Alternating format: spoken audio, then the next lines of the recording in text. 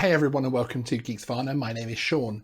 This is episode 3 of our weekly drone news updates. Each week we're going to be bringing you a roundup video of the drone news stories making the headlines and some just lurking below. If you have missed any of the previous episodes, you can find a link to them in the description. If you're new here, please consider subscribing, and to get the latest drone news first, hit the notification bell. Geeksvana is your drone channel.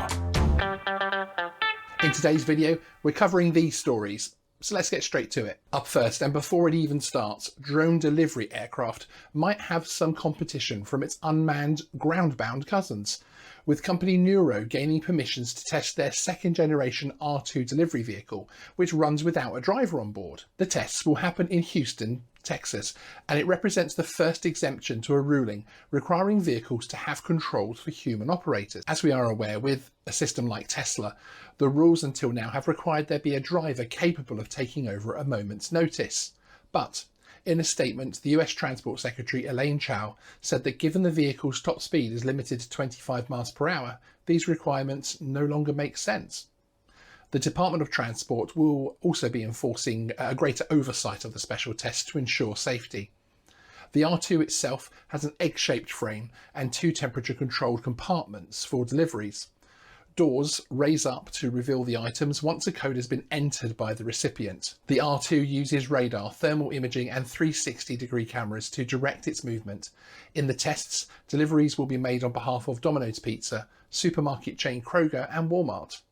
Neuro is the brainchild of 2 former Google engineers, and funding comes from Japanese firm SoftBank. Up next, and not wishing to be left behind, FedEx Public Affairs Twitter account has announced it is partnering with Wing Aviation to test residential drone delivery in Virginia.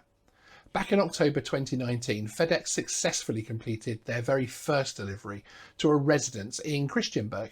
Wing Aviation, who are partnering, are, as you'll remember, the first company to get authorization from the FAA to conduct these deliveries. It appears that Donald Trump may have given his views on remote ID via the FAA comments page, or at least it appears so.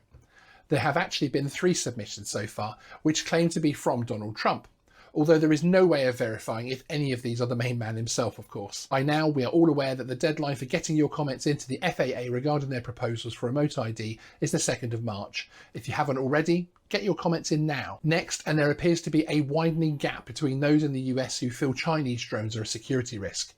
Back in December, Geeksvana brought you the news that new legislation was working its way through the US system to ban federal agencies from using Chinese drones. There is a link in the description to our story about the American Security Drone Act 2019. Against the voices like those of the Department of Interior, who have grounded their Chinese drone fleet, we have the Department of Agriculture and the Office of Management and Budget raising warnings about the congressional legislation.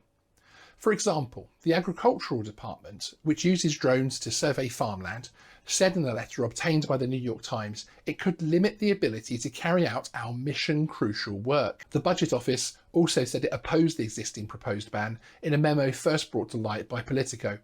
It expressed that banning the use of these systems without any viable alternatives would put undue burden on federal agencies. What are your thoughts on this issue? Do you see Chinese drones as a security risk? Or is this more to do with the Chinese-US trade relations? Let us know in the comments. More positive news from the world of drones is the key difference drones are making in the search and rescue efforts for injured koalas in the bushfire areas of Australia. Victorian Forest and Wildlife officers, along with the Australian Defence Force, are using thermal-equipped drones in the search for the injured animals. A photo gallery article in The Guardian by Douglas Gimsey shows the work with drones to find and identify injured koalas needing urgent care. The drones hover close to the animal and beam pictures back to a nearby van where the operator can assess the health needs of the koala. If further inspection is needed, the animal is then approached for a closer inspection. Those in need of urgent care are then transported to a wildlife triage centre set up after bushfires, where specialist care is on hand to help with the burns and injuries. Once recovered, the koalas are then released back into the wild. This really is a great use of drones for good, and in a very difficult situation. There is a link to Douglas's article in the description. It captures some amazing pictures which I recommend a look at. And finally, we are all used to seeing many concepts of future delivery drones and drone taxis. It has to be said that many focus on the practical needs rather than providing a visual punch. Design intern Ben Aslatos has brought a little more style to his concept, much like you would expect from a car manufacturer's concept. Ben is a Porsche digital moderator intern and a Mercedes-Benz exterior design intern. He recently enjoyed his concept being shared on Gordon Wagoner's Instagram, who is the chief design officer for Mercedes-Benz. Wagoner commented, "Autonomously, Mercedes-Maybach Ultimate Luxury Shuttle. We also transport the experience of the ultimate in luxury to the lifestyle of Maybach customers from year 2030. Well done, Ben, and congratulations on getting your concept so much coverage. If this is the shape of travel in the future, I for one am excited." This shows the world of big manufacturers are taking note of the drone quad concepts of the future.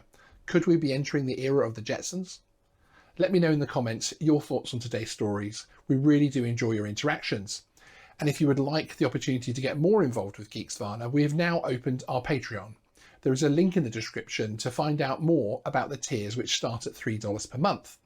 We appreciate anybody who decides to support us there. It helps us grow the channel, and in the future will mean we can bring you even more great content. Thanks for watching. See you in the next video. Please remember to like and subscribe.